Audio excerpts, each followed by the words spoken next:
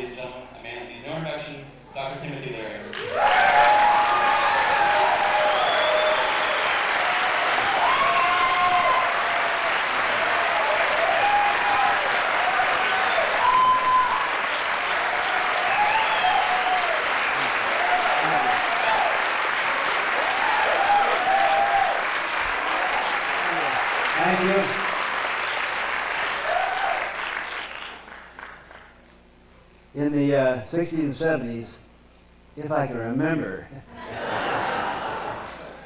we used to say 707 is the area code for heaven, or something like that. Clearly one of the great philosophic agricultural counties in the world, for which we all give you deep, deep gratitude. There's no accident, therefore, that some of my closest friends live in this area, and I'm pleased to have the chance to be here with two people that for 25 years have been working with me to preserve the archives and to preserve the scholarly records and some of the artifacts of the use of vegetables and plants and drugs to expand human mind throughout history. They run flashbacks books Where's Michael and Cindy Horowitz? Yeah, all right, yeah. Great, great, great citizens of 707. And with them is Uri Horowitz, Uri Ryder, by the way. Uri, yeah, okay, fine. Their other two daughters, Sunyata and Winona, are not here, but they are in our hearts. Also, Karen and Billy, huh? Okay, stand up. These are wonderful, wonderful friends who have been working to preserve these artifacts and records. They're real scholars of the history of the brain.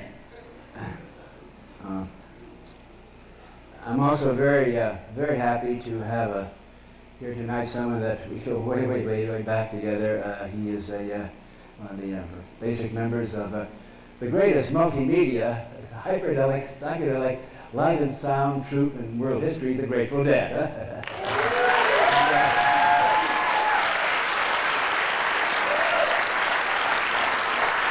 Where's Mickey?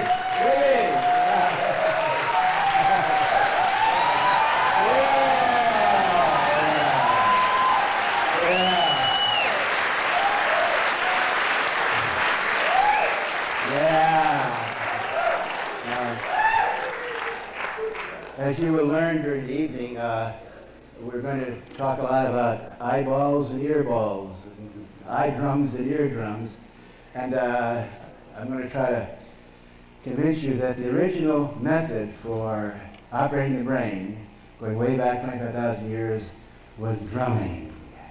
The way to bring this society, the group to tribe together, was brain phone, brain talk, and in addition to being one of the great drummers of our times, as you know, Mickey has written a book, two books, about the history and art and meaning and philosophy of soul phone, the drum. And he's also, as you I'm sure know, has brought together a wonderful exhibition of global unity, international groups of drummers. So I dedicate tonight's performance to Mickey. Yeah.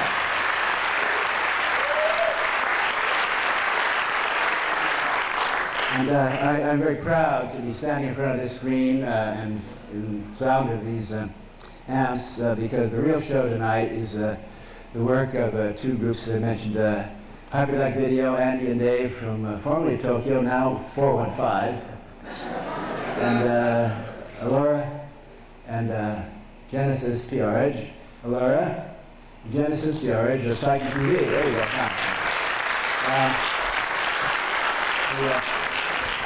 There's a special bond of affection between the three of us and the two wonderful young daughters because I know this happened. I'm just not making it up. 1969 or 68, I went to London, got to the airport, and tried to go in to see, I think it was either Moody Blues or maybe John Lennon or some disreputable person like that.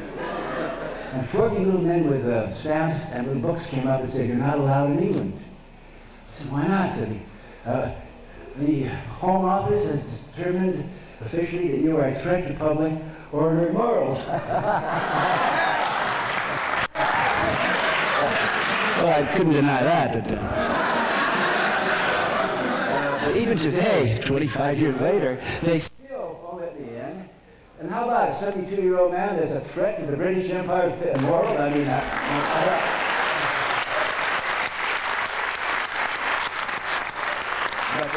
all this is to lead up to our little trio here. There are two other people that cannot go into England today because they're a threat to law, order, and morals, Genesis and Laura. As you probably know, they started the house movement, the acid rock movement. They did all sorts of incredibly mind-expanding videos, and they were such a success that they're not allowed back in England. So, but greater tribute.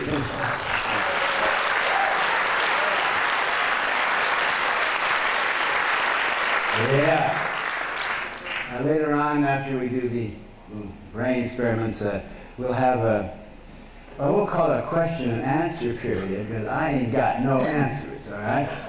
Let that be said right at the beginning, but we'll have interaction, comment, and argument, I hope. Now, the title of tonight's talk is How to Operate Your Brain. And kind of experimental. Basically, we're using the old corny thing, there's a left brain, that's your mind, which is orderly, linear, verbal, you know, and that takes care of the external environment, limited as it is. You know, the Eskimos have like 300 words for snow, but the people who live in the Sahara don't have one word for snow. You know that the Italians have 231 words for the female genitalia? Whereas the English language has 5. 4 of them are not used by Republicans. The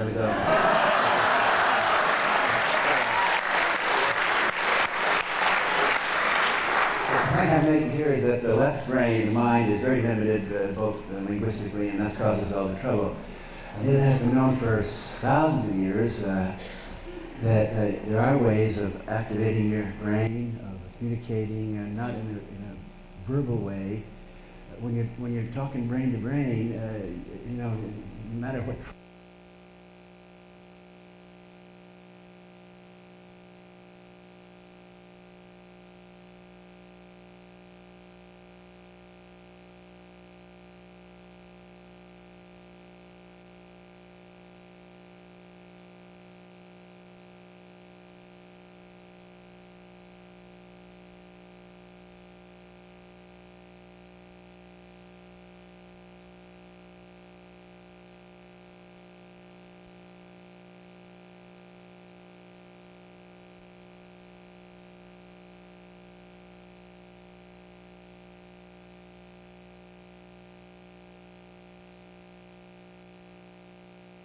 So we're going to try.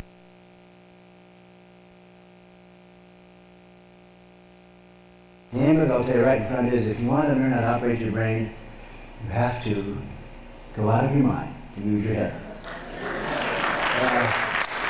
You have to do it precisely, carefully, and that it's been done by wizards for thousands of years. As a matter of fact, all of our minds have been programmed by some wizards, either now or in the past.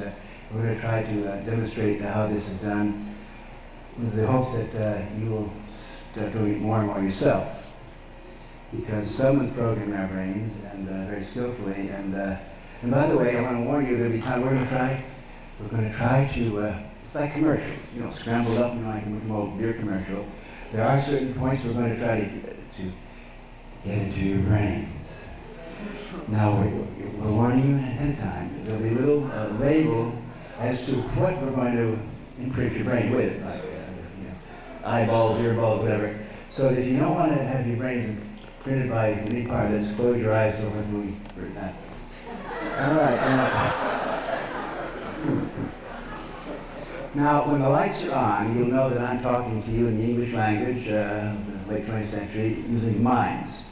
And when I say to Laura, listen to me, Jen, and to Mary up there, the lights will go out, and the right brain will hopefully be activated in each of your skills. So, Mary, jam the tape and down with the lights, and Jen, do it. Oh. Listen, give me another chicken.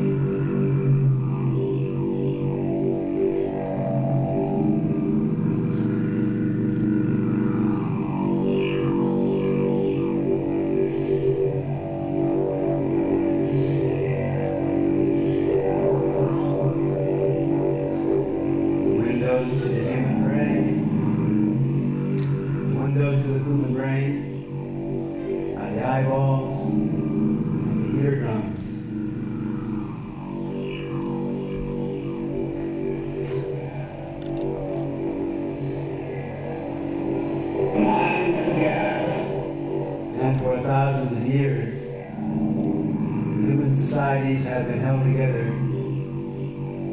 in shared realities. Programs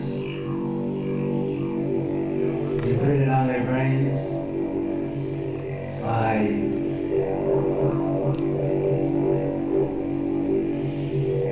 light and sound.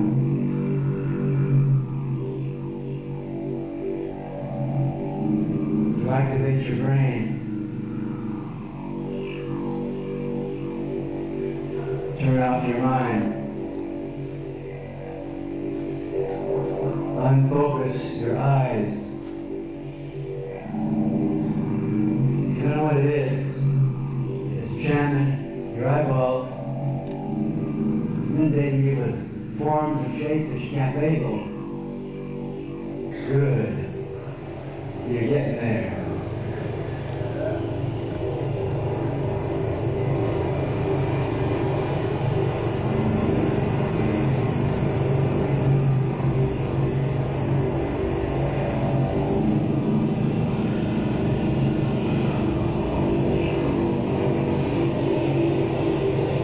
Started 25,000 years ago when human tribes began to form small groups.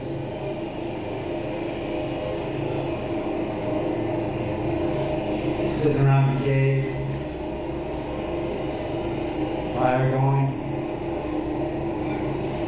going, flickering, shadows, faces merging, shadows on the cave wall, crack of the fire, brains beginning to open up, usually with the help of some local vegetable. And then the first technique for operating the brain would come into play.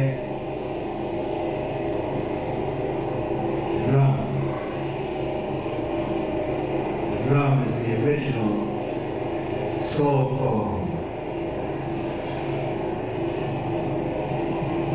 All you needed were two hands and a log. Or just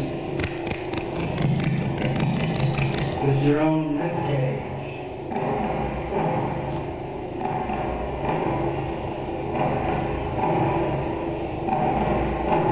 The drum linked up the brain. Rhythm, beat of the heart,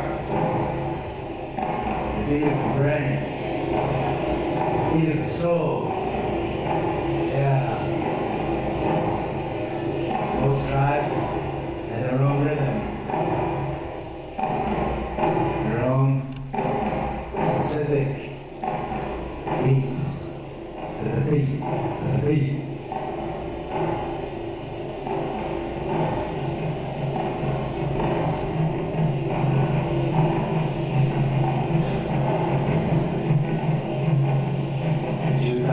Years ago, in Athens, Greece, they developed a group of individuals who said the aim of human life is to know thyself. Know thyself. They were to Delphi. They would tell people who came to our cave. They asked questions. Should we declare war on Sparta? Know thyself. They asked the oracle Delphi, who's the wisest person in Greece? The answer came back, Socrates. I'd like some of them, please. Socrates came out with that first bumper sticker. Think for yourself. The aim of human life is to know thyself. Now that is still the most subversive, treasonous, heretical statement that one human being can make to another, because back then said, who the fuck do you think you are? Have a self. You're not a self. You're a slave. You're a serf. Who do you think you are? The concept of individuality is merging. And now that you can know it, what is there to know? What is there to know? Well, Socrates didn't want to give us a bumper sticker. Socrates gave us some techniques. The first technique was he didn't lecture what we're doing now. He didn't ship 10 commandments or 10 suggestions for your discussion group on a marble tablet. They got in a small group and comfortably reclining on couches. And he would simply ask questions. What's the meaning of life? What is beauty? How can we improve society? And then you answer, and then you answer. Suddenly you disagree. Suddenly you're performing philosophy. Socrates taught us that philosophy is not something practiced in ivory towers by bearded professors. It's performing philosophy is a team sport. You have to have someone there. Send it back. That's quantum physics. That's Einstein's relativity. Socrates did another very technical advance. He did use the botanical and vegetable substances available at the time. There are many stories about how Plato had to be carried home. Now, boys and girls, I'm not advocating booze, okay? But whatever. I'm simply pointing out the facts that this happened in Greece. And years later, when I wanted to go to school, graduate school, what am I going to study after World War II? Psychology. Because psychology is the key to know thyself. Wrong. Right? I discovered that psychology practiced back then was a monopoly of the medical profession. You had to have a psychiatric degree to do that. And if you had some performance problem, a slump, you're down and your interpersonal, friendliness and your depression index goes up, everyone gets in a slump. You go to a medical doctor, he diagnose your disease and put you on a couch to cure you. And you think, if anything, more designed to increase helplessness. I thought about Socrates, and I went to the head of the Palo Alto Veterans Hospital, later famous for having given LSD, having paid Allen Ginsberg and Ken Kesey to take LSD. And I said to the head of the hospital, I wanted to do some research on people coming together to talk about their problems. You can't do that, it's illegal, it's immoral. If patients exposed their neuroses, their untidy psychoses to each other, it's contagious.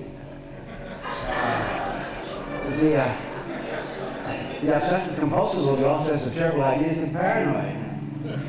God knows what the anal patient will do to the oral patient. Anyway, we did this research. A group of us came together and did it. It was a Unitarian church in Berkeley. We called it counseling. That's okay. And I'm proud to say that I was one of the first maybe 10 psychologists in this country to recognize the power of a group. It all came back to Socrates, get that small group together. What's known as group therapy. I looked at the Yale pages of the LA directory, and there's like a half column of psychiatrists. And there's 7 pages of every fucking kind of group therapy you can think of. If there's not one problem you have or your relatives have, or one orifice in the body or something, there's not a group for it. That's wonderful. And then, a few years later, I went to Harvard University. I was invited to Harvard University because they wanted someone to come in and kind of shake things up and introduce new methods of behavior change. Little did we know. Anyway, the time was right, and 2 professors at the University of Mexico City turned me on to what's known as the sacred mushrooms of Mexico. I learned more in 5 hours than I had received 50 years as a psychologist. And I learned that there is inside the human brain a infinity, universes of meanings that are called sick psychotic hallucinatory rightly so, by people who want to control our minds. Going back to Harvard, we started what became known as the Harvard Psychedelic Research Project. We had one disadvantage: we didn't have a clue as to what we were doing. Because in Western psychology, there's not one word about these experiences, except they were psychotic hallucinations. And then it happened, and always happens, if you're ready, the teacher will come. I saw in the paper that just down the avenue, MIT, was a man who had written 3 books about the so-called psychedelic experience. How about a round of applause for Aldous Huxley?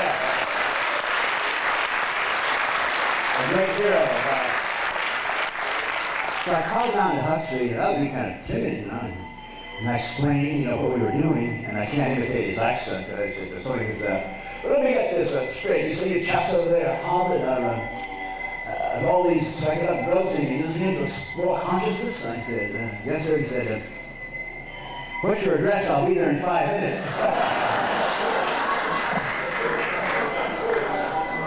And Huxley came, and the first thing he said was, get out of this clinic, don't do this in the clinic, don't do this in the hospital. Who's got a nice house? It was my house, sat around by the fire, said, this experience must be done in small groups. It's done in comfortable surroundings that encourage spiritual ambitions and give a sense of support and aesthetic comfort. Never alone, because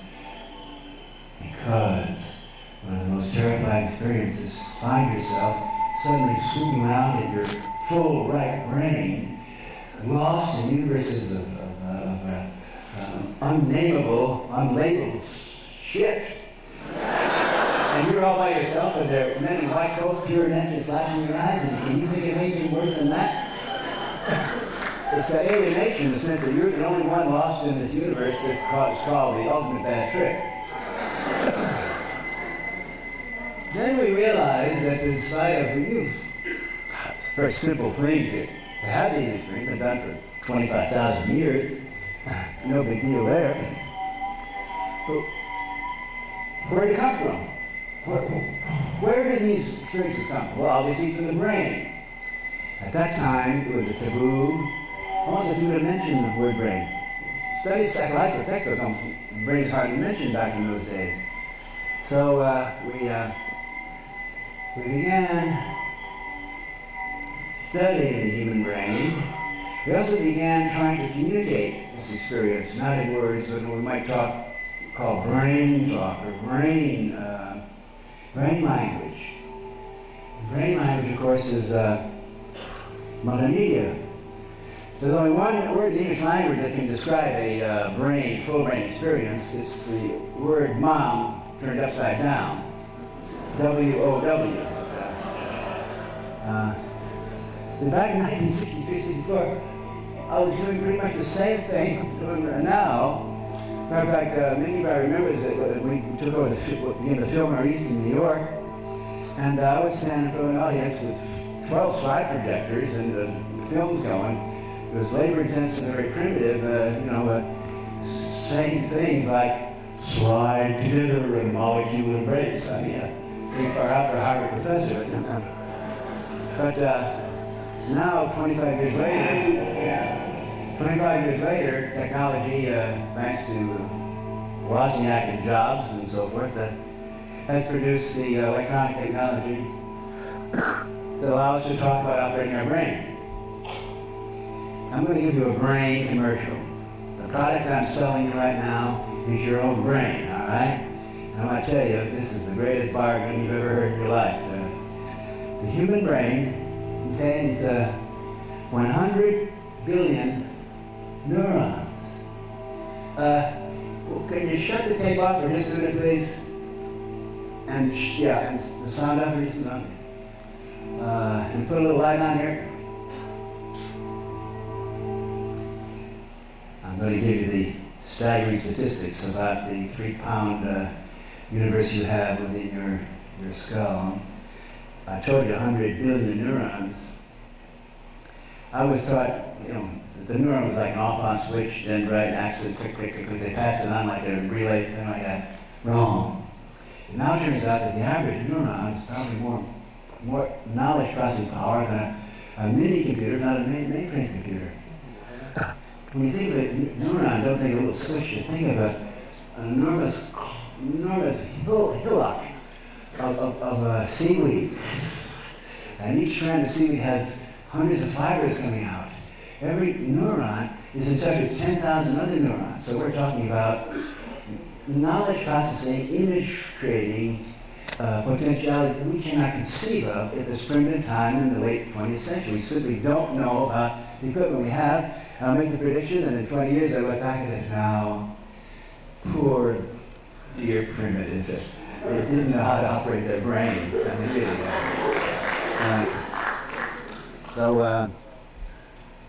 incredible thing, and the glorious thing about the brain is this. We're all born with 100 billion neuron brain. I'm sure there are different kinds, calories and all that, but still, we all start off with this enormous equipment, and how come, we don't use it? When you see on the news at night, in Somalia, starvation, you see these little kids, swollen bodies, skinny little arms and legs, those enormous wide eyes looking at you, and the chances of that kid ever even growing to be a healthy person is like 1 in 1,000 or 10,000. The chances of ever getting to come to a place like Sonoma State is like 1 in 1,000,000. And yet that kid has the same brain power as Einstein. It's the programming that fucks it up. It's the programming that makes it different. Beggars in Calcutta, starving, same brain as Einstein. Murderous thugs like Saddam Hussein and George Bush, They're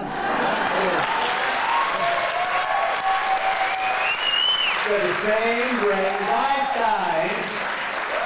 It's the programming that fucks it up. So now, we ask the question, who programs your brain? Can we have the tape run again, please? Lights off and sound. Who programs our brains?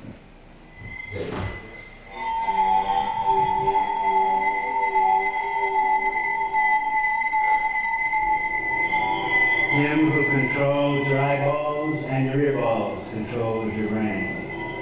It's as simple as that. I ask you, how was it possible 800,000 years ago that a group of psychedelic wizards, control freaks, stumbled on the secret of how to program brains? How to program brains. I'm talking about the Catholic Church centered in Rome. How do they do it?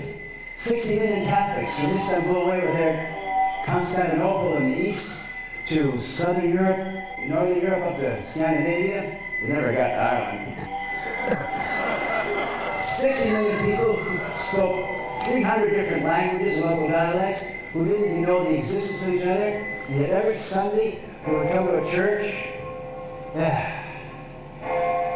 and then they cross and they nail down and do that, that little mumble jumble thing. How'd they do that? How'd they get 60 million brains to accept that thing as reality? That God died for your sins and he's going to like this. How'd they do it? They had the bell. Yeah. Just like the drums. But the bell was the sound of God. If you were in a little village, all you heard was the noise of animals and maybe thunder. The loudest thing you'd ever hear outside of thunder is the bell, even louder. And thunder comes from God, and the bell comes from God. And that bell gets your fucking attention, like siren, like when you hit that bell, not to mention the visuals. Say we're peasants in France, okay? And our priest says, hey Marcel, hey Maria, in 3 weeks from now, the cardinal's going to be in Chartres or in Paris. Go to the cathedral there. So we get in our burros or we walk, take our family. We get, God, I can remember, you get to Chartres, the plaza, and there, my God, going higher than a tree, higher than a mountain, is the cathedral of Chartres, the house of God. And there on top of it, there's a whole sitcom family. There's the Virgin Father Joseph, and there's the Virgin Mother Mary, and there's the big red heart there. That's the Sacred Heart of Jesus Christ. That's God. There's a door. The door to Chartres Cathedral is as tall as this room. Walking in that, man, you're in the house of God. There's that one thing there that your eyeballs or earballs can listen to as you head back on the farm. You look up at that rose window, as big as that wall, sun coming through it, the retina of God, that's eye of God. You never see nothing like that in the farm, Marcel.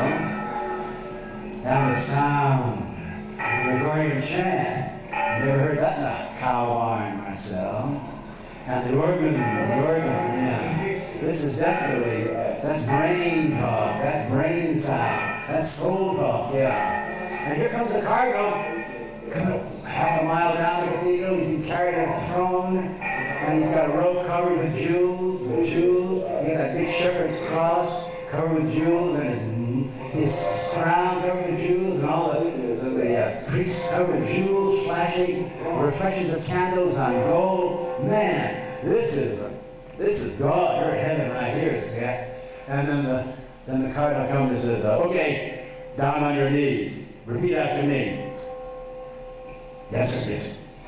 Our Father who art in heaven, holy, hallowed be thy name. Thy kingdom come. Thine is the kingdom and the power forever. Damn right. You are my shepherd. We're sheep. You go down.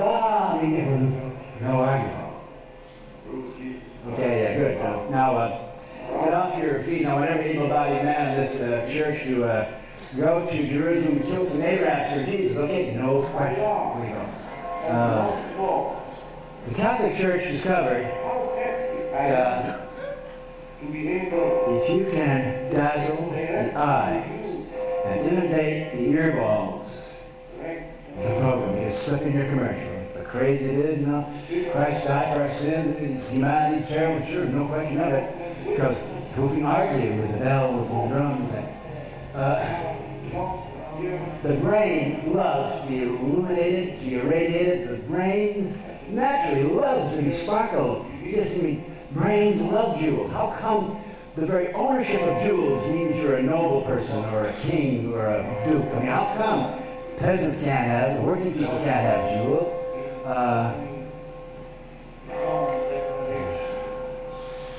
Yeah, hit that good. Hey, hi. We hit it, huh? Yeah, brains love jewels. Eyeballs love jewels, sparkling. Come to think about it. The classic words for the full brain experience, for the soul experience, 1,000 years, what they meant? Illumination. Illumination, yeah. Enlightenment. The eyes just love to be strobed and straight with sunlight, with starlight. Enlightenment. Doors to perception, reflection.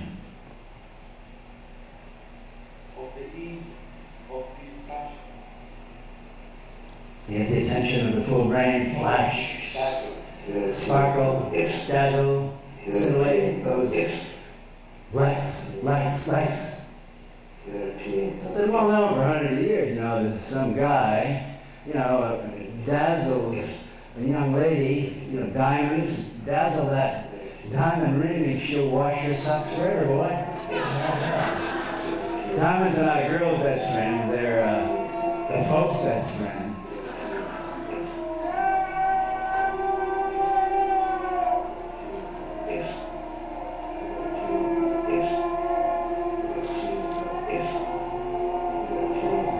Who controls your eyeballs? Imprints your brain. The ultimate conversion.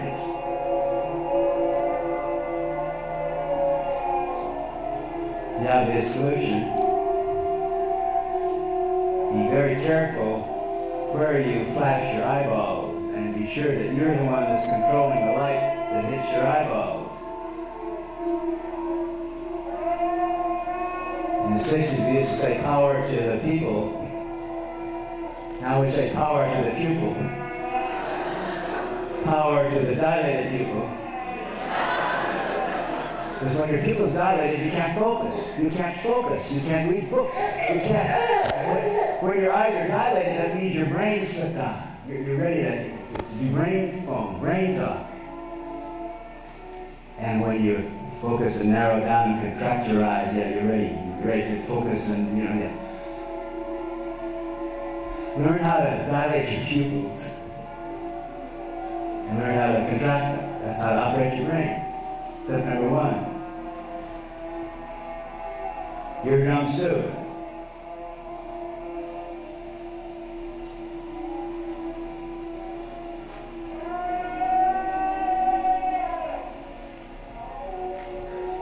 Most of what I learned about the brain came from the writings and personal conversations with a incredibly important American philosopher by the name of Marshall McLuhan. I want to ask, how many of you know the name Marshall McLuhan?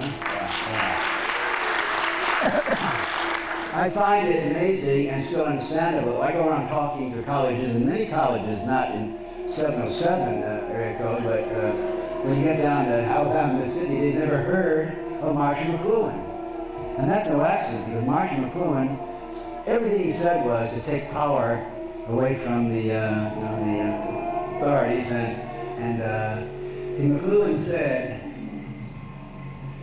McLuhan said, the media is a message. What that means is that more important than what you say, the content of your communication, is the way you package your thoughts and communicate. And if you want to package a thought, be free, and you have to have 50 men chipping that in marble, you're not really preaching freedom. Mark McLuhan also said something so profound that I still get a chill when I repeat it.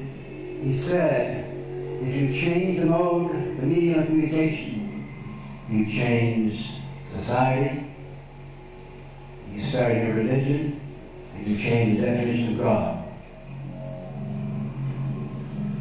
Remember, hey, there we go. The lights on, but keep the tape rolling, please. I remember. This is Sonoma, right? Yeah.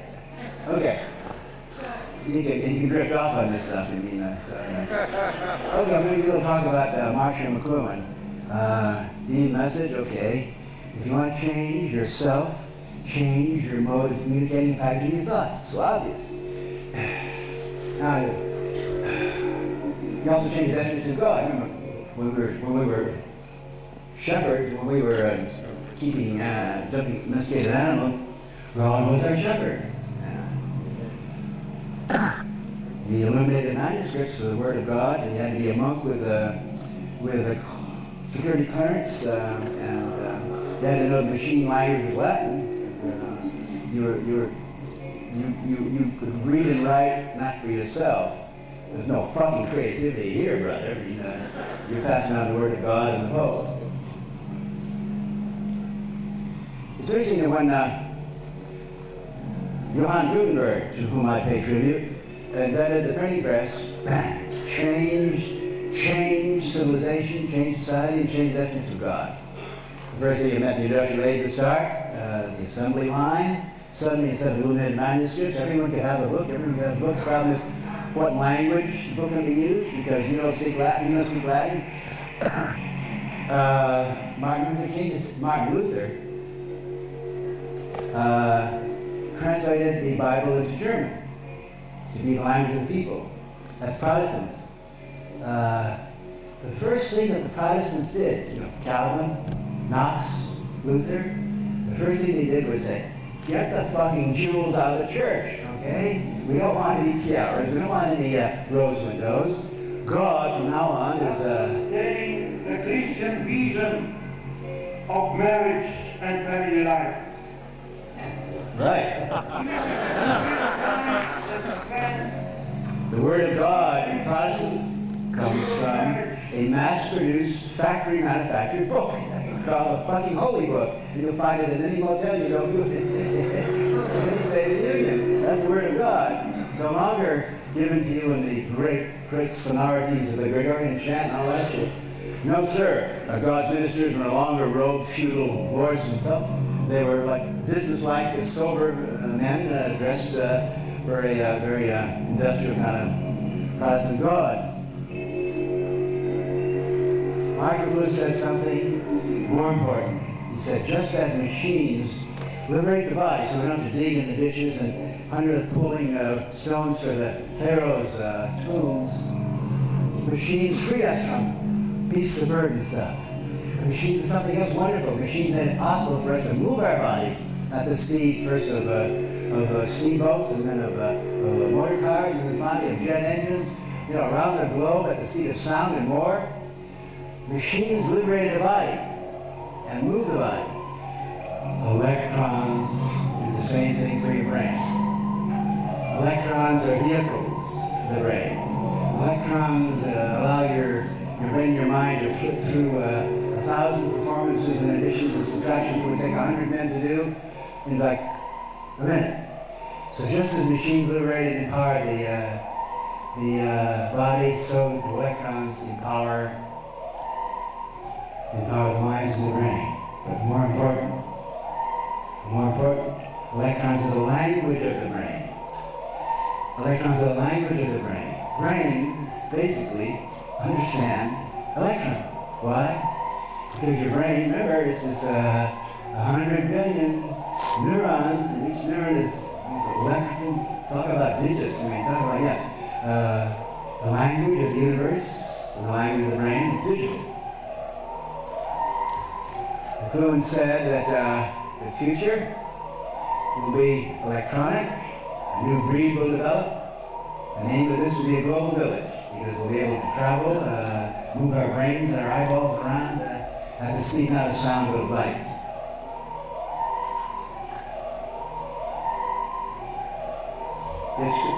Turn these lights up, please. Jack up the sound. All lights off.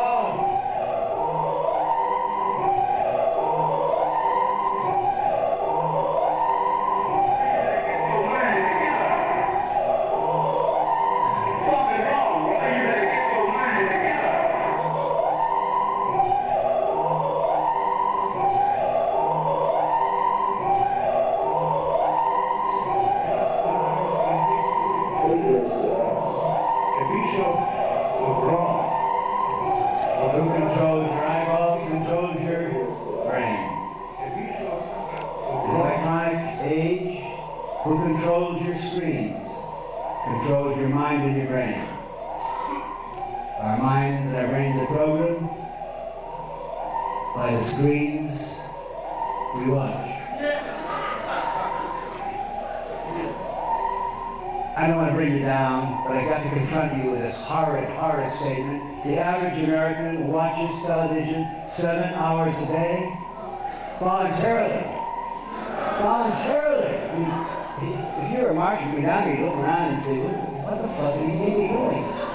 They got 100 billion neurons and they're putting their eyeballs on this junk shit. What's going on here? They must be criminals. They must be condemned to watch for 7 hours a day. The ultimate humiliation to let your brain be strobed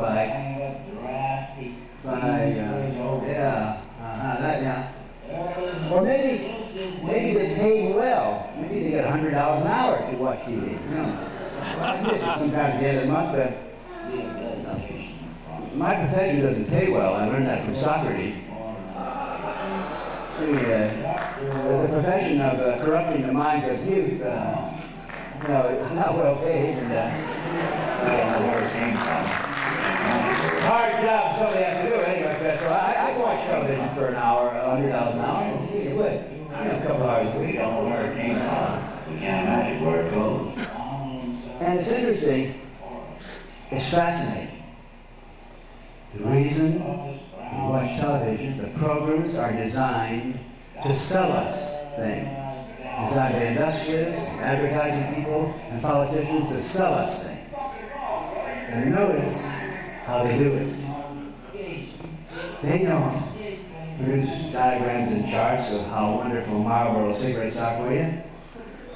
They just jam your eyeballs with the most psychedelic, cybernetic overload. I'll give you an example of, I'm going to do a terrible thing to you now. I'm going to fuck up your beer drinking habits, but you can change, okay? I remember very clearly when I watched Saturday Night Live, bad as that is, and suddenly the screen went black and they got a stroke. Anytime you stroke someone's eyes, you got their attention. Strokes, your brain comes alive. Hey, shit, what's going on out there? With dark black strobe, the sound comes on. It's disco. It's more than disco. It's rock and roll, and you can't see. It's moving so fast. There's an elbow of a girl. There's a knee guy of a guy. There's he dancing and moving away. You can't. What's going on here? They're having a good time. I mean, where is it? And boom, and then suddenly stops in the middle of the screen. It's a frosted glass. And in that glass is pouring foam. And the word of God comes, the night belongs to Niccolo. No kidding, I agree. I hope that's not going to change your beer drinking habit. Marlboro Cigarettes paid Tony Scott $3 million to take 10 guys in a crew down rafts, sent, the Grand Canyon, right? $3 million to shoot a commercial that took like 30 seconds. Probably $30 million to buy the time, $33 million. And you see all this stuff going on, and it's brawly guys, and the sperm's coming up, and then I got and it said, Marlboro, come to Marlboro, kind of can't imagine where it goes. So, we come to the logical conclusion, if the people with the power and the money understand that the way to get people to do what you want them to do is to scramble the rear drums and the right drums, overload them, flash them, give them that yeah, and then say, the night belongs to you or me, whatever.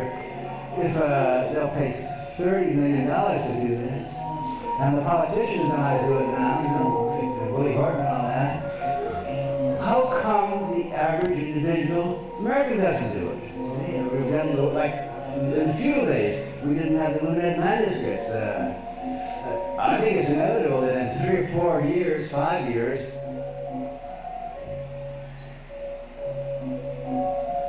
this point, who controls your screen, controls the program of your brain, will be so obvious. I'm going to shock you now. I'm going to shock you now. When a child goes to first grade, they'll not be sat down in a row and given a Paleolithic wood stick with lead in it and a piece of birch bark or paper, and stripping the Amazon rainforest. Yeah, it is optional. You can read and write, it'll be like painting or ballet or something. Everyone should learn to do some handcraft like that, like writing, reading. Your kid will be taught the first day in first grade how to make commercials. If that's the way you communicate it, it's important. Or like treatments, we all know that a trailer movie is better than a movie, right? How to make a trailer, in other words. So that when your kids come home in 10 years, right now kids are homeschooled. What happened at school today? Nothing. Well, that's right, as a matter of fact. In 10 years, they'll come home. We'll all be waiting for the kid to come home. He'll run in, or she'll run in, and she'll pop on the computer screen, and there will be a demonstration of E equals MC squared, or here we're all red blood cells grouping and zooming down the circulatory system, or your hydrogen, your oxygen, like that, and the commercial is H2O is water. I mean, if Marlboro cigarettes Michelob beer can do it, why shouldn't we be using it to communicate with each other? And the beautiful thing about it is, it's a global language. It's a global language. That I asked Tony Scott, how come you're doing a Marlboro commercial when you're not allowed to put cigarette ads on television? And the answer was, well, in every other country in the world you can. And the point is, it's a global language. You don't have to speak French, English, whatever. When you see the brawny guys coming down to 10 strong men, Marlboro country, hard rock, rock and roll, that, you don't have to do this. Oh, your earballs and your eardrums, you know what's going on in this package.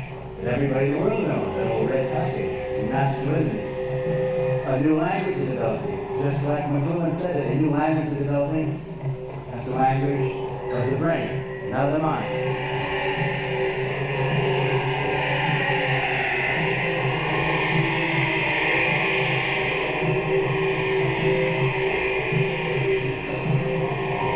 And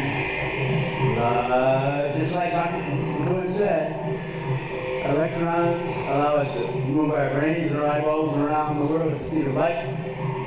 That means the classroom will not be. You won't go to school in big factory buildings where 100 first graders class and second grade, third grade, like some big enormous factory assembly line that's cranking out robots for industrial society.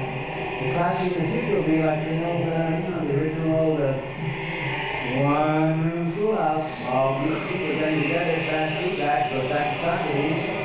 That's feedback, teamwork, but telepresence. In that classroom, you get a kid from Tokyo, and a kid from South Africa, and a kid from East Europe. I mean, you'll be taking the classes in the global multimedia language of electrons,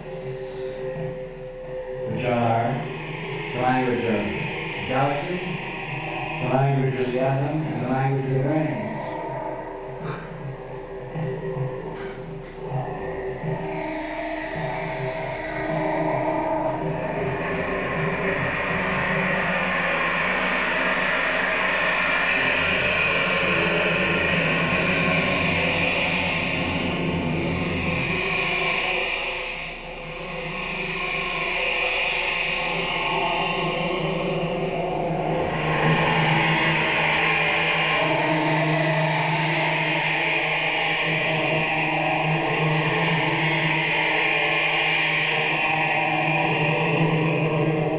Much of this brain phone technique, as you know, is developed during order rays. We started in London and Tokyo, and are now San Francisco is considered the North American capital, and Genesis and Laura and Hyperlight Video have run many rays, as you know, in San Francisco. Rays are great because you get just like the Grateful Dead, or just like Woodstock, you get 1,000 people moving, their brains are beating with the same rhythm, and their eyeballs and their earballs are reverberating that same thing, but that's if you want to dance all night. But now we're going to use this method in the classroom, the one-room schoolroom, the fluorescent schoolroom, as a global language. So we're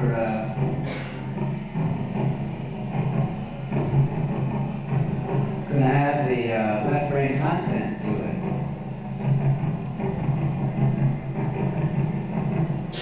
Because we certainly have learned from the 60s and the 70s that you can't live in your right brain all the time. You know, the sad, poignant case of the acid head. He sees everything. God's in his pocket. He's floating down the river at night. He doesn't know his zip code, right? The trick is able to flip back and forth. And the technique for organizing your brain, or operating your brain, is electrons. But not electronic equipment that comes from network television or mass media. It's down the highway 50 miles or so in 1976. Two brilliant, long-haired, alleged acid heads named St. Stephen I and St. Stephen II produced the Apple computer, the first personal computer that put in the hands of the individual the power that before had been held by companies and governments. I was told before the evening started that a gentleman named Wozniak was outside wanting to get in, and I said, send Mr. Wozniak in. If Steve Wozniak's here, I'm interviewing, I'm kissing you now. An enormous round of applause for Steve Wozniak, all right? Yay! Anybody here? Yeah. Anyway. So, you can hear that in whoever it is. And, somebody here got in on Steve Wozniak's name. Congratulations.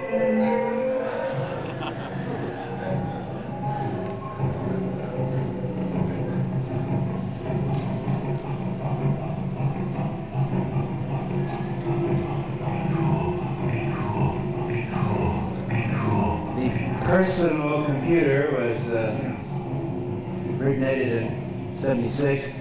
One time I asked both Steve Wozniak and Steve Jobs, how come you guys named it the Apple? And I know why. You named it after Eve, right? You know, started by Eve.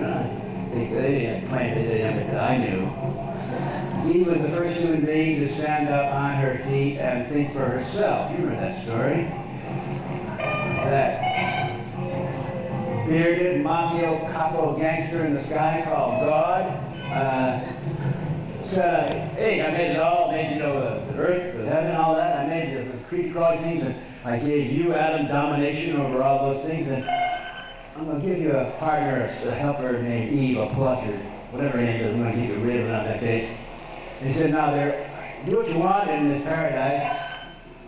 There is two food and drug regulations. Y'all see that tree over there? Well, that's the tree of immortality. Don't you fuck with that, because that gets into Proposition 161 and chronics and health food. You don't want to be a immortal God, I need you. And I said, no, sir. And y'all see that tree over there? That's the tree, the fruit of that tree. That's the tree of knowledge. And if you eat apple from that tree, the lines will fall from your mind, and you'll be able to see everything and be a God like me. You want to do that, do you? And I said, no, sir, but there was Eve. It was Eve that took the apple. It was Eve that turned on the full brain, because the brain is the universe. The brain is the universe within. Maybe you better try this. Anyway. In the years since 1976, it's been so fucking slow. The black and white screens, alphanumerics, word processing. What the fuck is this all about here? The instrument which you can communicate with each other electronically. The Martian Blue says it's going to change your lives, and we're studying Lotus 1, 2, 3 and spreadsheet. What the fuck's going on here? Spotting what's going on. And of course, it was Apple computer, the Macintosh. Gave us graphics. I mean, really, the Apple and the Macintosh. And then within the last 3 years, 2 years, 2 months, the last 2 hours, new generations of multimedia graphic hardware, software on the market now. This won't stop. It's out of control now. Like every 6 months, every 6 weeks now, Japanese and Dutch industry come out with image processing and storing devices that are 10 times more powerful than the last, a third of the cost, and smaller. CD-ROMs on Nintendo, CD-ROMs on Sega Genesis PlayStation, CD-ROMs on NEC TurboGrafx 16, which costs $69 plus the add-on. That means every kid in the third world, every kid in the inner city will have, the ability, the disc, CD disc, contains 1,000 copies. One CD-ROM disc, got like 100 books. Plus sound, plus graphics, and maybe a few minutes of full motion video. These are like 12 minutes and going up to an hour. And it's cost. Listen, a CD-ROM disc can be duplicated, 50 cents or $1, in mass assembly. And on each disc, there's the equivalent of 100 books. That makes the publishing industry, just squirm. Yeah, tell that to a book salesman. No more cutting down Amazon rainforests because electronic information, and they can't stop us. And I'd be like, oh, sure, this right now, we're developing programs you can actually turn yourself on, activate your right brain, get stoned as you want to, with your own designer hallucinations, and it's illegal. But of course, what's going to happen, it all comes down, telepresence, local village, it all comes down to the phone lines and satellite lines. It's going to be very easy for governments that want to control telephone lines and satellite dishes. But the one thing they cannot control is the compression. Now we have a CD-ROM disc that contains, 100 books or 1,000 copies. In 2 or 3 years, compression will be down to really maybe the size of a nickel, and you'll have 1,000 books. You plug them in. I'm telling you, within 10 years, they'll have a CD-ROM coming in the form of a round pill. It costs like 50 cents each, and you just drive down the freeway and throw them out, and that little compressed thing will have every subversive piece of plus full motion graphics. I have to plug it into your little hip pocket $3 Millennium. Well, I'm raving a little bit here. That's my job. Don't believe a word I said. My job is to give you some new ideas. Let's turn the lights on, huh? All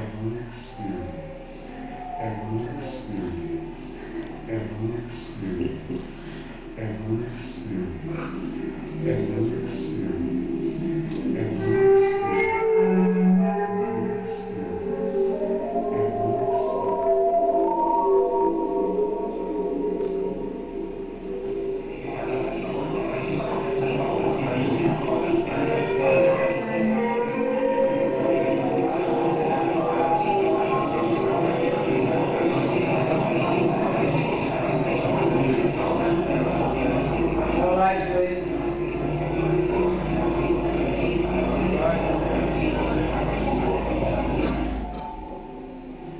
I would like a round of applause to Genesis and to Hyperlife Radio.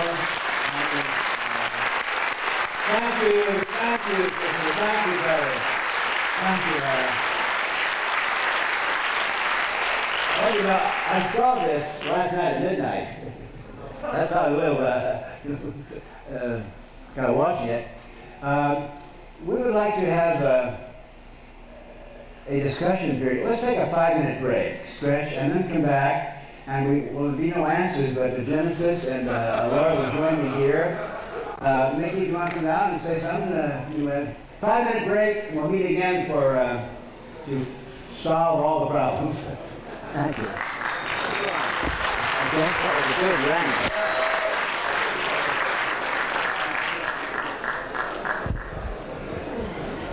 2 or 3 second-hand VCR decks that people gave away because they were out of date. One switching system from Tokyo that we got in the second-hand electronics section for what, $50, and a very, very ordinary Mac 2 computer. That's it. Nothing special, nothing fancy. Because basically, there would be no point in telling people to empower themselves and make good use of this equipment or learn how to take the actual flesh of what's being projected at your eyes and reassemble it or make slides through it and look at them and project them like Magic Lantern shows if, obviously, you had to have $500,000 first. It's exciting if you've got $500,000 and we'll accept it and make more fun and more games for everybody. But in the meantime, you can do it by getting together in small groups. The same story, round and round. You get together in a small group, you all bring your VCR to the house, you plug in all your TV sets, you start to record all the politicians going, yes, well, of course, he's not telling the truth, but I am. He's not telling the truth, but I am. And then you just take out the word I, and you get more going, I. And you back to the same story, right? So it's really simple. It's child's play. It's fun. It's subversive. And as Brian Gysin and William Burroughs, Gregory Corso and other people in the 60s said when they were living in Paris and began experimenting with audio tape and chopping it up, reassembling it. There's a beautiful piece of Burroughs speaking. He just gets a letter from this businessman who wants to buy one of his books. It's one of those guys in London. Just a minute. You hear it go, with the scissors through it. Now let's see what he really says. That's what it's all about.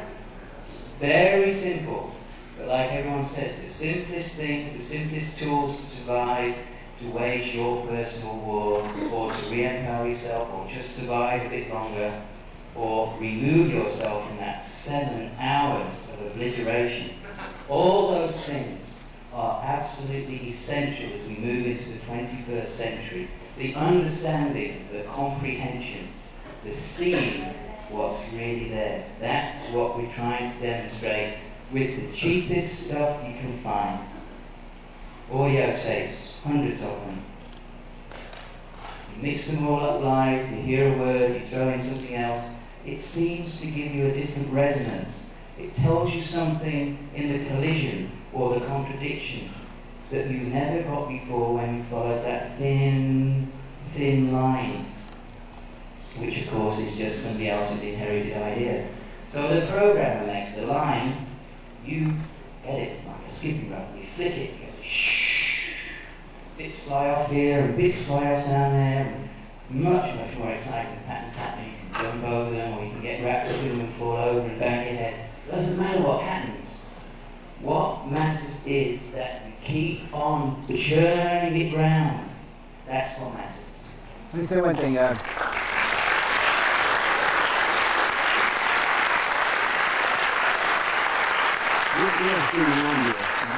yet. He doesn't even have CD-ROM, okay? So, 6 months. Soon. Yeah, the point is, we're saying this and stressing it because there's an intimidation on the part of the, that the kid can't do it. Of course, the kids can do it and are ready to do it with more facility than, we have 2 young daughters here. No. What do you want me to say? Anyone have a question? I have a question. Yeah, shout out.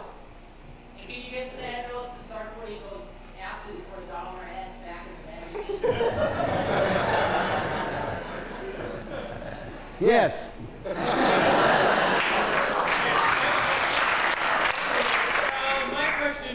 My question is, I wanted to thank you all for your involvement with Mondo 2000, by the way. I live in Portland, Oregon, and it's really sort of Puritan sometimes.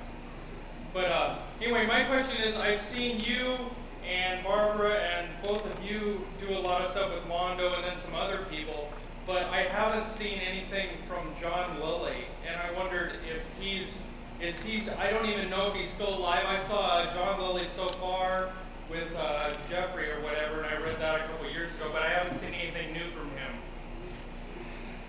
John Lilly is living and well. I think his 78th birthday is coming up January. He is living in Hawaii. He's given up a couple of interesting addictions he had, and he's actually jogging, if you can believe that. I'm glad you mentioned that because I would never want to leave this room without asking a really great round of applause to John Lilly, okay?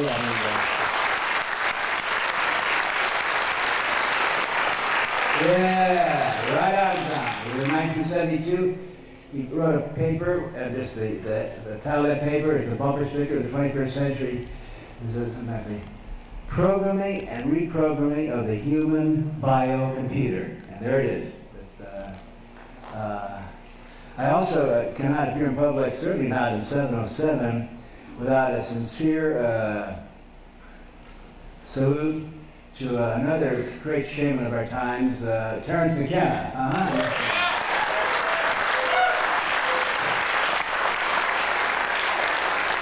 Any other question? Comment? Yeah. Oh, yeah, there you go. I knew you would say that. Thank you. Thank you. I said, couldn't possibly. At least someone's awake and tell you. Yeah. Damn right. Robert Anton Wilson. Yeah. Thank you. He's more than alive and well. He's living in Santa Cruz. He's become a popular. His stuff is Dell's playing out all this stuff. For the first time, he's getting a recognition, and he's always been an enormous cult figure, but he's getting a really incredible, got a following, not a following, but he's got a great group of people that he's doing fine.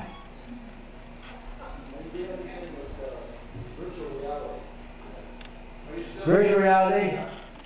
That's like, it's an oxymoron, like military intelligence. I don't know the hype words to what they mean usually is the goggles and the glove. The goggles you can use in the glove in any arcade now. And Disneyland's going to be doing all that stuff. We don't need all that equipment to be run on, you don't need a head-mounted display. That's really a hallucination-making device. And while I'm not knocking the Air Force or NASA or the military who's getting these simulations, great for simulations like that, I'm glad they're doing it because they'll trickle down, to use the favorite word tonight. I'm in favor of trickling down from when it gets electronic power in the hands of the people. I was just going to mention one thing which also you should bear in mind, which is there are, in this room, there's a community. That's an important thing for you to bear in mind. We've ended up on the West Coast because, as Timothy mentioned earlier, and it's actually not a joke, it's true, we are banned from our own country, disowned, exiled. But we always say it's exhilaration, because to not belong somewhere gives you a sudden chance to make choices about where you locate and who with. And the great thing in California and the West Coast, which we found coming in cold from somewhere else, is this very deep sense of community and sharing. People are not anal retentive about what they've got or what they know.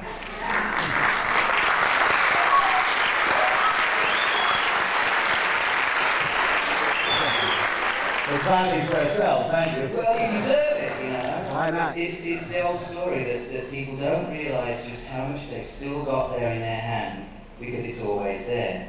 But what I wanted to then point out is the same thing with finance and everything else, or access. We got given a free subscription to the Well, which is the computer bulletin board that you can tap into on a modem. And we got given a free computer and a modem too. Thank you, California. Through that, some people who work for Apple got in touch and said, we know that you're interested in cutting up information, rearranging it, permutating it. We'd like to build a cut-up machine for you. And I said, what's that? And they said, a floppy disk, which you can then put into anybody's Mac 2, put in any text or any graphics, and you can tell it to rearrange things in any order or through numerology or your grandmother's birthday or the temperature then you take it. You can make it go through paragraphs, sentences, words, rearrange them, build them up, triple them, do it with image information. It's arrived in the post this week. So what we want to do next, we worked out the maximum it's going to cost is $1. And what we want to do is not give people pre-programmed virtual or other realities. Right. We want to give them simple methods Tools. to make their Tools. choices. Right. Their tools Right. to make their choices as to how they want to Say it, brother. reshuffle Right. and rearrange what someone else said was the world. Say it, brother, yeah.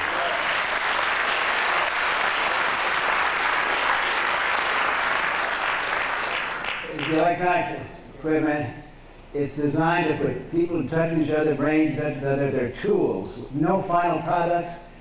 You know, it's inevitable the first 15, 20 years of so-called computer industry, I hate that fucking term, they were naturally, you always base your language and your rituals on the last, so you wanted finished products. In the industrial age, you didn't give someone a toolkit, say build a car, sold them a car, you kick the thing and drive it away.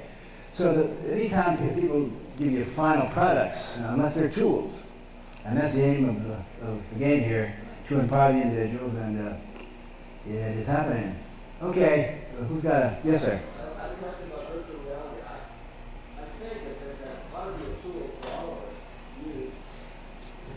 A head-mounted display requires a heavy computer that's going to change the world around you. You don't have to do that. It's like if you want to get from here, you have to put your nose and if you want to do it, go ahead. We're not going to ban it. Do it. Get the head-mounted display. But we're not arguing. Who do you want to talk about here? This lady right here. All right. Who's the lady right there?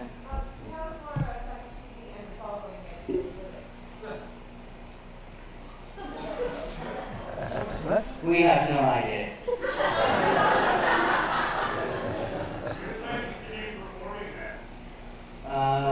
Well, we were going to do an all-night party at the Great American Music Hall next week, and the city fathers and the city police gave us permission, but the local precinct banned it. So we're trying to rearrange it for sometime in November, and we're having extremely fabulous discussions with the local precinct officers, telling them how nice we are and how English is obviously not out to do any damage to anybody's consciousness at all. There are some other performances planned. At the present time, we have an incredible venue in Santa Monica Boulevard in LA. It's Hollywood, West Hollywood, between La Cienega and San Vicente, if you know what I mean. And it's now planned that on the first 4 Mondays in a row, starting November 19th to 17th, 4 Mondays, we're going to be doing performances there, which we're demonstrating this new concept of the lecturer as a vocalist. And we have, Jen calls it transmedia. I like to call it transmedia. But we're going to have several speakers working with our group to demonstrate. We got to communicate with each other in terms of commercials, trailers, and MTV clips. And t-shirts. And t-shirts. T-shirts, Yeah. jackets, Right. and riders, lots of whiskey, and big buses outside home. Oh my God. Oh my God. Yeah. Dr. Murray, some of us who've had extensive experience in trying to program our brains through vegetable and chemical use in the 60s, 70s, and 80s found that we kept trying to go through the same door and got into a rut. I wonder if you would share any of your thoughts about addictions and the programming inherent in 12-step programs. Addictions and 12-step programs? Getting into a rut. Yeah, I mean, they're talking about Alcoholics Anonymous and Narcotics Anonymous. Yes, as I said earlier, I'm proud to be one of the psychologists that actually my PhD thesis was the first doctorate thesis on self-help groups. I must say, however, that I think the danger of a self-help group becoming an institution and another mind-fucking organization, I don't basically use the word addiction. I'm not sure that addiction is, I think it's a big scam about the word addiction. They use everything now. You're addicted to,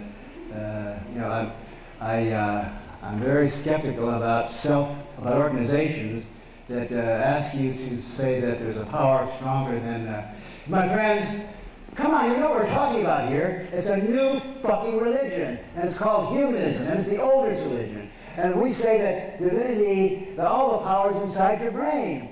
We don't even conceive of the power you got with 100 billion neurons and like that. No matter what vision of divinity they come up with, we haven't begun to understand the potentiality and power of the human brain when it's turned on by psychedelic vegetables plus electronics. They fit together. I don't really see, I think it's obvious to most of us that the real breakthroughs in the software part of the computers were all done by psychedelic people from the 60s. And so if I'm in a conservative organization, I say, listen, yes, you can now have the LSD experience on your own screen, doing it yourself. I talked to psychedelic audiences, I said, well, the screen stuff is like trip simulation. So we are developing programs that try to put you in a psychedelic state, and we are not in any way saying that you should not use the hardware facts are that the human brain has between 70 and 100 receptor sites, which have evolved over hundreds of thousands of years. Botanical queendom, giving the album thing later on say, there's a symbiosis here, and those receptor sites in your brain that change your mood, expand, and all that, they're not put there by the devil or by crazed hippies from the 60s. There's a reason for them, and we have to learn how to use them. And I say to Nancy Reagan and to George Bush, listen, we've just begun to understand the psychedelic substances and neurotransmitters and that open up receptor sites we don't even have the vegetables for. They say that in the Amazon rainforest there are probably dozens of incredible vegetables that we're too stupid or not ready for. But so it's not either or. It's both and. This is Michael Horowitz and Billy Smith and Cindy and Karen. I'm not Karen, I hear but who are the world leading authorities on this. Want to say something, Michael? Here, take this. Yeah.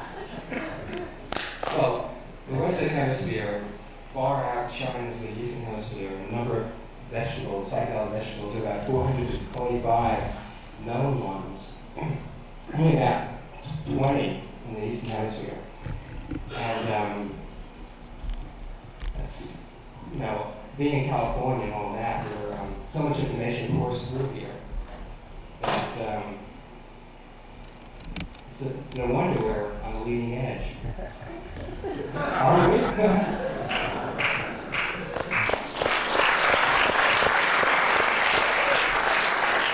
Nice question, yeah.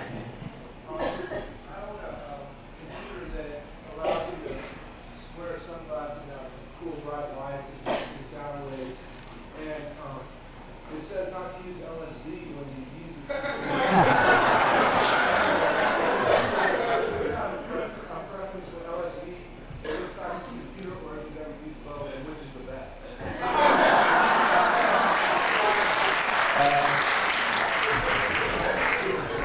Maybe I could give you a tangential answer to that, which is that I just got told yesterday that on the well there is a conference called Leary at Well. Oh, Jesus. And on that conference, the participants only communicate with each other on prearranged days whilst tripping as heavily as possible on LSD in order to try and find out to what extent they discover or notice any group mind or telepathic or synchronistic effect. That's not quite an answer, but one could say always look into whatever it is that seems to attract you.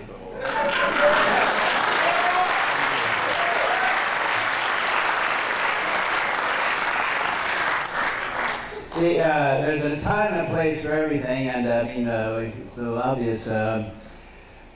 Do not indulge in LSD if you're flying an airplane, okay? You don't want your pilot coming in over Oakland in the pretty lights, okay? Call me square, but I want don't smoke grass, you're going to go to school. I mean, why bother? I mean, you're misusing a precious... the great thing about psychedelic drugs is they fucking dilate your pupils and they turn on your brain. So, if you have to do something that requires precise reading and writing, contracto dilate your pupils. When it comes to LSD, it's simply impossible to talk about it because who knows what you're going to get?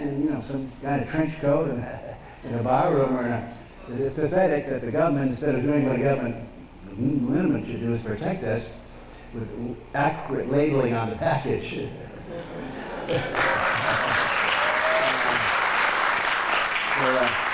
I actually never have advocated, going out and taking LSD. I advocate something much more subversive, and that's think for yourself and question authority. Vote for sticker is just say no, K-N-O-W. Okay. Now listen, we reach that moment when it's getting silly, and let's take one more question, then we'll kind of hang around here, and we'll autograph books, we'll talk, we'll accept large donations, whatever. One more question, who is it? Sir, imagine that you are a high school senior living in this century at this time. And you're interested in neurology. What would you recommend when doing? Would you recommend when going into the universities, which after all simply tries to indoctrinate you with status quo ideas? Or do you recommend going into something else? If so, where is this place, or what should one do? Think for yourself. I was just going to say, Thank you. what would everybody be saying all night? We're not going to tell you what to do. I mean, it's such a fucking trap to get on a stage with a mic and people ask you questions assuming you're going to give answers. And it's an easy trap to fall into, We got 5,000 years of tutorial fascism to fuck their brains up. I'm going to close with a story which I think is amusing, which I think answers all these questions. I was at a famous meeting in Barcelona called Ars Futura, and there were all sorts of psychedelic summoning people from Europe, 7 different translators. The basic language of Barcelona is not Spanish, it's Catalan, and I'm on the panel of the heavy-duty, writers and doctors, including William Gibson. And went all through some very smart-ass French woman with obvious Marxist predilections. I know that type very well. Phil, Dr. Day, won't you have got us all thinking for ourselves? what should we do? And I said, do whatever you fucking want. And I sat back and I watched the translators. And the translators looked at each other. And then the French started to laugh. And then the English started, as I watched their laughter go around the room. Fucking think for yourself, and we'll see you again soon. Good night.